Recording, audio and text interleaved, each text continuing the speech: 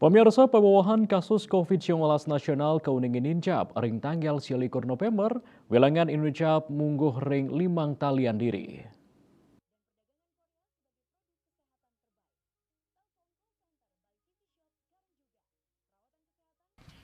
Pawawahan pasien COVID-19 sanekenak nglangkungin wilangan kasus anyar inggih punika mungguh ring limang talian diri. Raris pasien seda COVID-19 nasional mawawah langkungan sekat diri anutin data Kementerian Kesehatan nyinahang penincapan kasus COVID-19.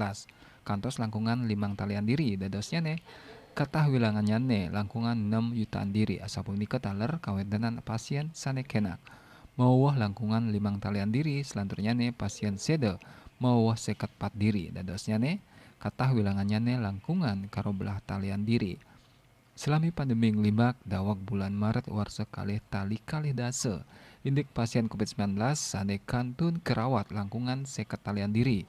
Miwah sane geni penglalah ringan langkungan 6 talian diri. Diah Dewi Bali Pos.